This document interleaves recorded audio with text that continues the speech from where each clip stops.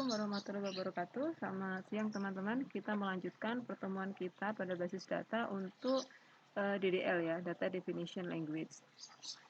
Jika pertemuan minggu kemarin kita sudah membahas tentang dasar-dasar MySQL, sekarang kita langsung masuk ke technically bagaimana kita mengimplementasikan DDL ini pada tabel yang kita buat atau kita akan membuat tabel dari awal dulu. Nah, goalnya di pertemuan kita kali ini, di bagian ini goalnya adalah teman-teman bisa memahami perintah DDL ya, juga batasan-batasan pada dasar-dasar MySQL. Ada beberapa kata perintah yang bisa kita gunakan pada DDL, diantaranya create, use, alter, drop, dan lain-lain ya. Terus ada constraint-nya, ini juga sudah tertulis di slide. Untuk mempermudah dalam pemahaman, kita langsung praktek saja. Yang pertama, pastikan SEM dalam keadaan aktif. Nah, ini kita aktifkan untuk SEM-nya. Kita menggunakan SEM ya. Di MySQL, ini di start terlebih dahulu. Misalkan kondisi awal seperti ini, kita harus klik start.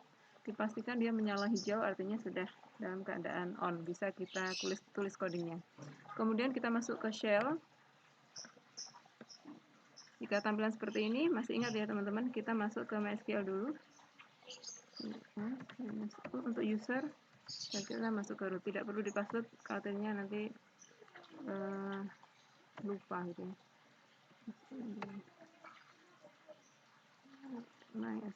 MySQL -u root.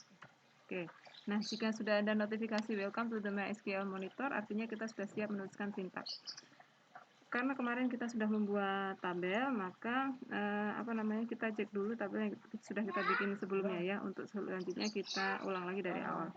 Masih ingat ya cara untuk membuka kembali, itu kita klik show databases. Nah, seperti ini ya teman-teman. Kemudian sekarang kita gunakan yang semester 3. Database semester 3. Ini untuk ngecek saja.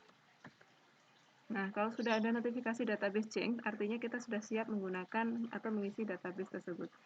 Kita cek dulu isinya. Show tables, sintaknya seperti itu untuk menunjukkan tabel apa aja yang terisi di semester 3. Nah, di sini tertulis ada dosen, mahasiswa, mata kuliah, dan nilai. Kita cek terlebih dahulu struktur datanya. Masih ingat ya cara mengecek struktur data. DESC itu kepanjangan dari describe, tapi pada MySQL cukup disingkat dengan DESC, kemudian nama tabelnya, misalkan DESC mahasiswa. Nah, dengan demikian kita sudah bisa melihat struktur tabelnya, bahwa tabel ini dia memiliki field name, nama, tanggal lahir dengan tipe data yang sudah tertulis samping varchar 5, varchar 20, date. Nah, di sini ada yang perlu diperhatikan, yaitu dia memiliki primary key pada name. Selanjutnya kita cek untuk deskripsi dari mata kuliah. Oke. Nah, ternyata kode mata kuliah di sini juga primary key. Mul itu mengindikasikan multiple atau dia merupakan secondary key atau foreign key ya.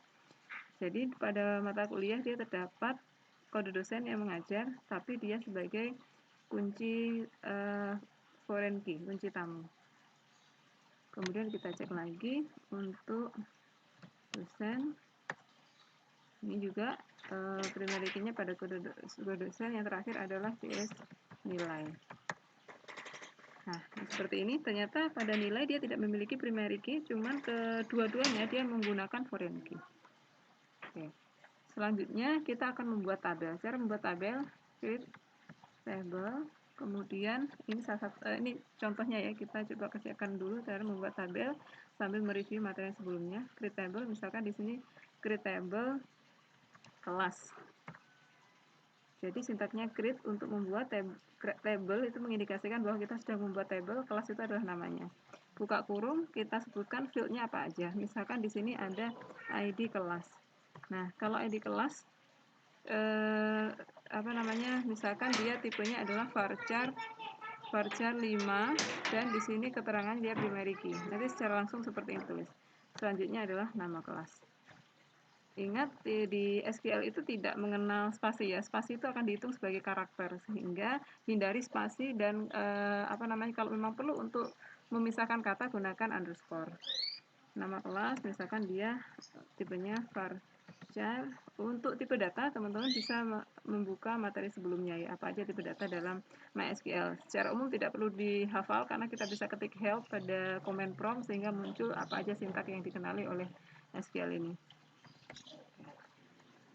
Nah, seperti ini teman-teman sintaknya, coba kita run. Nah, jika sudah ada query oke, ini artinya table sudah terbentuk, tapi kenapa ada no rows affected? Ini menandakan bahwa belum ada row yang sudah kita create, karena kita memang belum mengisi tabelnya. Oke, teman-teman, seperti itu materi kita hari ini. Kita masih review untuk create tabel, selanjutnya akan kita lanjutkan ke materi DDL yang berikutnya. Terima kasih, kita akhiri. Wassalamualaikum warahmatullahi wabarakatuh.